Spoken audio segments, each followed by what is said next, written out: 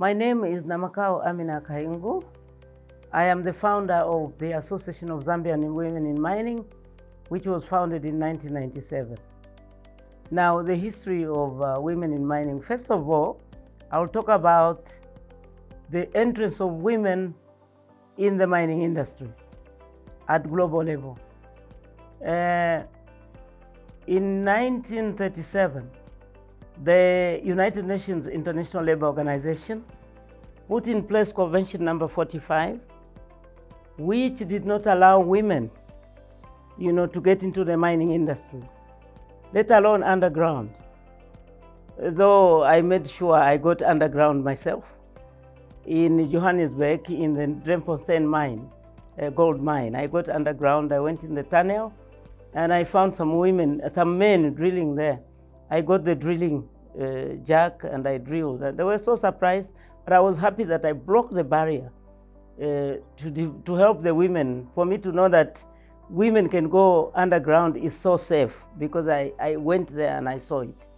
Now, in 1994, because of the women at global level, wanting to get in the mining industry, the United Nations International Labour Organization silently removed the Convention number 45.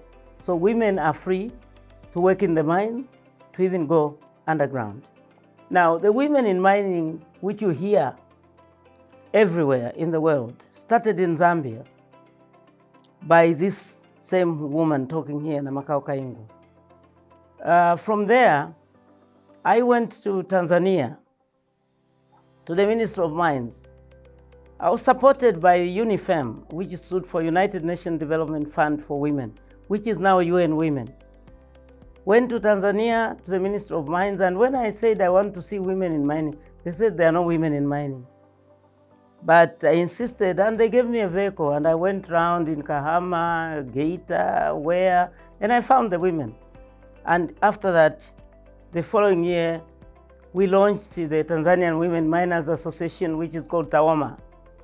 From there, I went to Malawi, did the same thing with the Ministry of Mines. They allowed me to go to Muzimba, Muzuzu, and then we launched and formed the MAWIMA, Malawi Women Miners Association. From there, I went to Mozambique. The same again, and in Mozambique it was good because the minister was a female, Honorable Esperanza. From there, we launched Mozambique Women in Mining, which was called in Portuguese, Associação de Mulheres Mineiras de Moçambique. Then I was requested by South Africa, the government, who actually even called me and gave me an award in front of the whole government. Even then the president was His Excellency Thabo Mbeki. Even the current president was there, Honorable Ramaphosa, and I was awarded because I helped them to form South African Women Miners Association, which is called SAWIMA.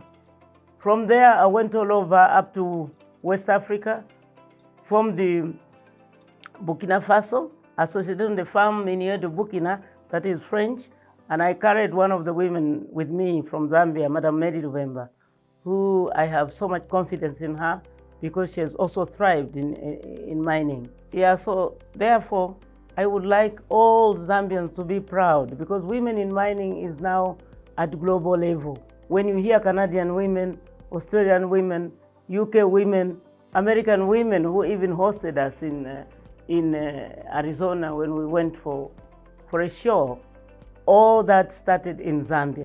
So women in mining started was launched in 1997, but during the SAP, Structural Adjustment Program in Zambia, when a lot of males were removed from their jobs, women needed to find something to do so that they can fend for their household.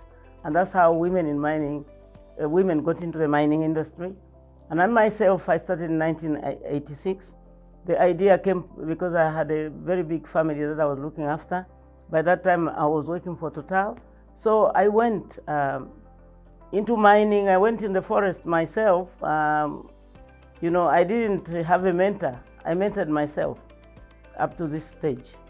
And women in mining, by their being in the mining sector, they are able to generate income so that women are empowered. I think you know that at household level, when there is no food in the house, etc., it is the woman that fends, that runs around to make sure the husband and the children have got something to eat.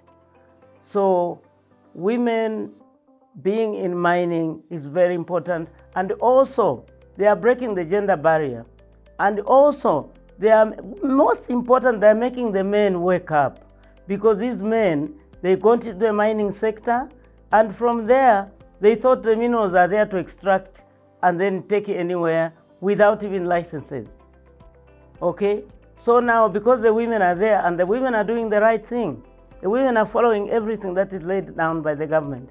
So the men, I personally, from history, I can see the men now, pulling their trousers to say, yeah, the women should not leave us. So we are balancing, because the Minister of Mines, or rather the government at this point in time, put in the formalization program. This formalization program is very good for women in mining, because it's helping us to create cooperatives at community level where the mines are found. And when the cooperatives are founded, the Minister of Mines have deliberately put it in place to say that when the women apply for an artisanal license for a cooperative, straight away their license is given. Even when it's applied in a large-scale mine that is owned by a big bourgeois, the ministry themselves, they negotiate and make sure that that cooperative is given so that the women can start working. And I'm so happy because yesterday 4 licenses were given for women to mine gold in Chisamba, to mine amethyst in Mumbwa, and also to mine copper in Solwezi. So it's very, very good, and I'm so happy. And this is also helping the women to make sure that they educate their children, because they are generating income. Because the women are taught, for example, how to sort and grade the gemstones that they are working on, so that they'll be able to know which type of stones can be sold and how much money can be sold. So there's a lot, and they're also taught and trained in entrepreneurship development and many other things. So it's very important for women to be in the mining industry, because they are balancing the gender and they are making everybody run. Yeah, the Zambia Mining and Investment Insaka, whose theme is 100 years of mining and mining beyond copper. It's very good that mining beyond copper, because now there is a rush for critical minerals in the country. These minerals are those minerals which were not, being mined all the time. Minerals like lithium, cobalt, nickel, beryl, manganese, etc. So mining beyond copper is bringing us now to be able to market Zambia, which is endowed with so much, mineralization. And the fact that the Insaka is coming to Zambia, because it's likened like the Indal in South Africa, Cape Town, which has been going on for years. But now, when we compare the mineralization of the country, Zambia and South Africa, I think Zambia is blessed. So I'm very happy that the government thought of bringing the Insaka. The Insaka is going to bring both international and local participants to Zambia, so that they can be able to come and see how they can get involved in mining. And because of the critical minerals, a lot of people are going to come to the Insaka so that they can invest in the mining industry. And also as women, we are so happy and we are going to participate. And the women are so happy because the Minister of Mine already wrote us a letter to say, women in mining, you are invited, to come to Insaka. You have a space there. So we are so happy because this will help women to be able to link with investors and be able to find people that can help them to mine, because mining is labor intensive, and you need equipment and working capital for you to be able to mine. So the fact that the government has brought in Insaka, we are looking forward to market our mines to market the women's mines, even the small-scale miners, everybody else, to market their mines with the people that are going to come to the Insaka. And the Insaka is going to take place from 7th to 11th October 2024. It will be at the Mulungushi Conference Center. So we are inviting everybody, and I hope Butala can be able to send, the news everywhere at global level, so that, we can gain. And the other issue is the government managed started the geological mapping, aerial mapping, which is going to make sure that Zambia has got complete data on mineralization of the country. It will be very easy for people to come in and get what they want, and that will improve the economy of our country, Zambia. I'm thankful.